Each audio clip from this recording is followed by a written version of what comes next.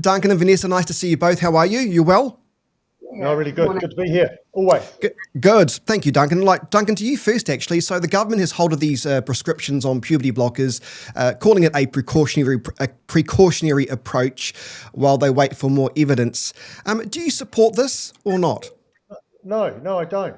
The people I trust to make decisions around what the right medicine to use are doctors who have been practicing in this space for decades. And the doctors and the Association of Doctors who help with people with trans, issues, they have come out very clearly and said that these, in some instances, the use of these drugs, these puberty blockers, is really useful. Gives young people some time, some space to think about, their gender issues, and it helps with their mental health. And I trust those people who've practiced in this space. And certainly, I've had a flood of emails from people in Christchurch and elsewhere who are absolutely distressed that this government, for a political grandstand, are intervening in people's healthcare. What makes you say it's political grandstanding? Oh, this is part of the New Zealand First anti-trans agenda, and I just can't see that there's any decent politician wants to wade into people's gender, and can't just let people be themselves and be who they want to be, and insist on making it a political point. Vanessa, I was listening to some reports last night from somebody who was critical of these puberty blockers, and they made the point then, when is it appropriate for a child to understand what they want to be? I mean, we have rules and regulations in this country when it comes to being 16 and 18, so why don't the same rules apply? Do you buy that? So, first of all, I know that there'll be a lot of people out there in the trans community who are upset about this decision. Yeah. The important thing that I think is really reasonable is that anyone who's already on this medication can stay on it. The other thing is that there is a large clinical trial underway in the UK following their report into it that highlighted lack of the data and evidence around its use in children. And so I think that it's a very reasonable thing for us to then say, look, having seen that and reviewed all of that, it is worthwhile waiting and checking. Look, I've previously been one of those doctors who's worked alongside endocrinologists and supported trans people in their transitions, and have had patients who've been on these medications. I understand the full range of feelings around this. Does that include? Sorry to interrupt, Vanessa. Does that include children though? Yes, I have had children who I've worked with and their families, and On this is a puberty really on puberty blockers? Yes, puberty blockers. This is a really complex area. It's not something where people feel comfortable. I think one of the things that Duncan may not be aware of is that clinicians in Christchurch, the endocrinologists, had stopped prescribing new patients onto puberty blockers quite some time ago, more than 12 months. So look, I think I think that there is not clear 100% agreement within the clinical community around the safety and efficacy of using this medication either. So yes, there will be strong proponents in either direction. And it was clear that the ministry and clinical leaders weren't able to come up with a consensus opinion either. So I think that it's right that the government's made the leadership call on this. Okay. And with the future, this is not a blanket forever. No, this is let's review for the future. Vanessa, you're probably best to answer this question. When is a child's brain fully developed into an adult? Well, that's a really interesting question, and the more that we see the evidence coming out through studies on MRIs and things like that, our brains are probably not fully developed into adulthood until about the age of between 25 and 30.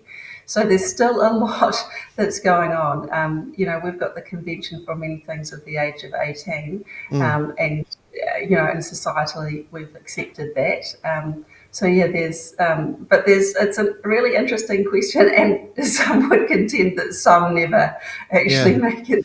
But because I guess my point to that was, which just kind of goes out the window, I suppose, is that, we always talk about you can't do things until you're 16, or Duncan, you can't do things until you're 18 because your brain hasn't properly developed, you haven't learned the ways of the world. But here we are at one stage, giving out medication to children who feel like they're in the wrong body. I'm just trying to Well, understand just, why just that's okay, but things that we do when we're well, 16 are not.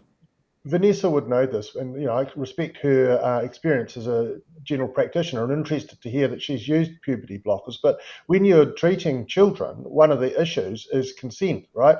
And parents and families are involved in these decisions as well. So it's not as if you've got some 12-year-old who turns up and says they want a particular treatment. One of the questions around informed consent in medicine and elsewhere is whether that person, whoever they are, has the mental capacity. And if they don't, then you have to involve the people around them who can exercise some judgment for them.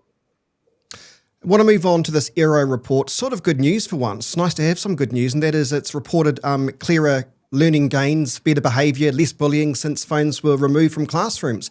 But there's a but here that about half the secondary school students are still not behaving and not following the rules. But this is some good news, isn't it, Duncan, that this cell phone ban appears to have worked to stop bullying? Yeah, it is. No, no, we don't want to, snipe when it's not appropriate. And on rare occasions when things work, that's good. Look, it is good that not having cell phones is improving learning outcomes. And there were schools before this ban was in place that made their own rules, and they're entirely entitled to make those rules. And then the government came in and expanded that and told everyone, which is one kind of authoritarian approach. But it seems to be working. Half of them aren't doing it, so I guess we need to work on that. If you're going to make a rule and half the people don't follow it, then something's not going quite right. But all for good learning outcomes. And Yeah. absolutely agree that you can't learn if you're scrolling Instagram.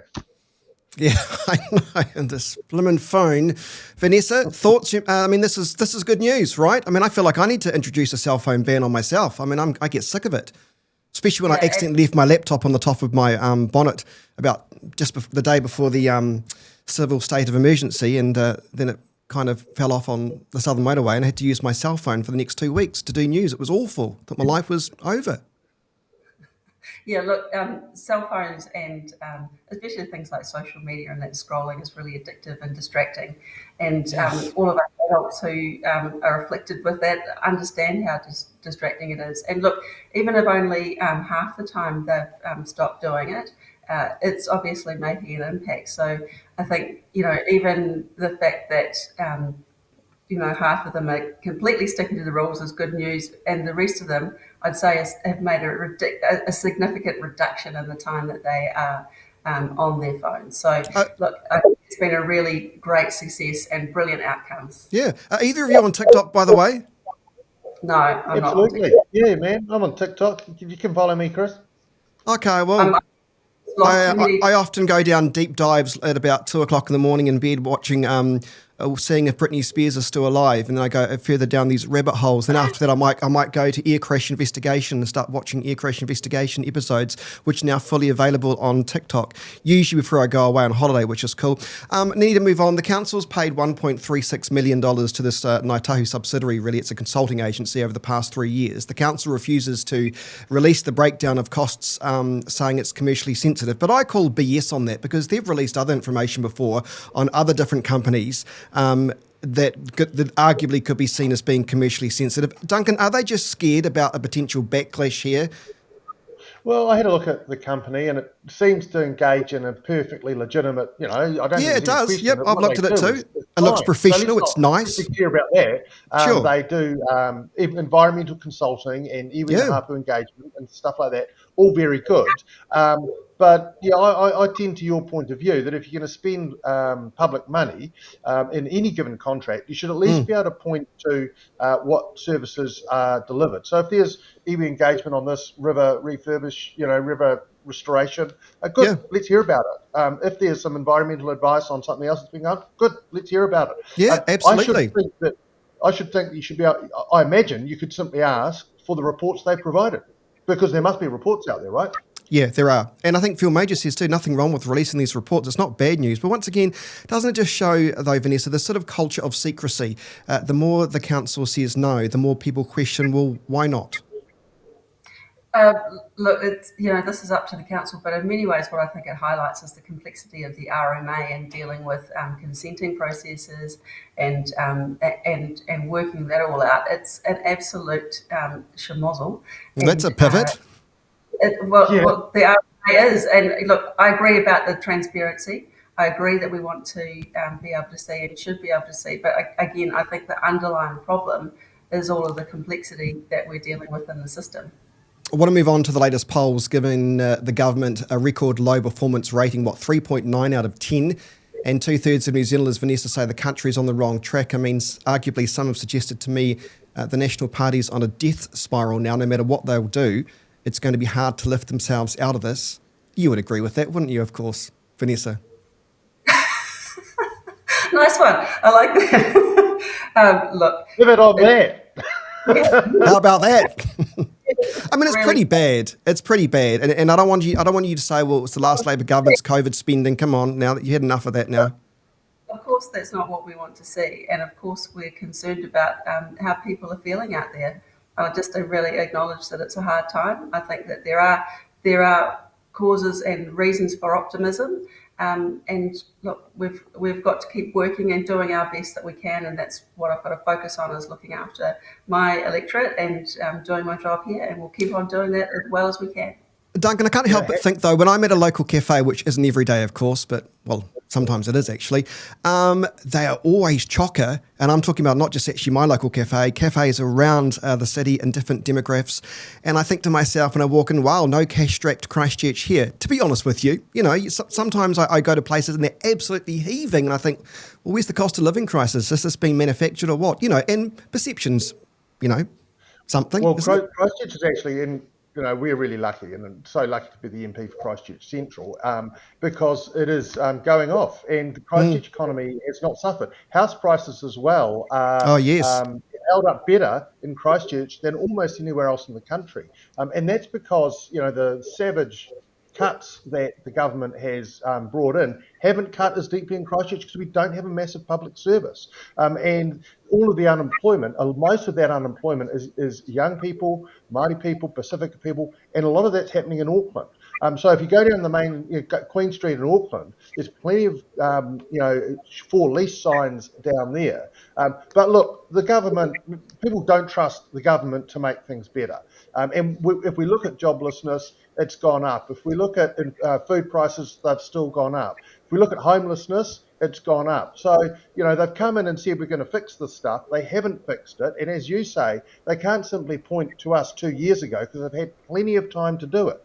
And the fact is that we're ready to govern, and the people look at the Labor Party and they trust us to do that on almost every front. But you're leaving, though. You're not ready to govern, are you? Yeah, well, and that's, maybe that's why people trust the Labor government a little bit more. Because you're leaving.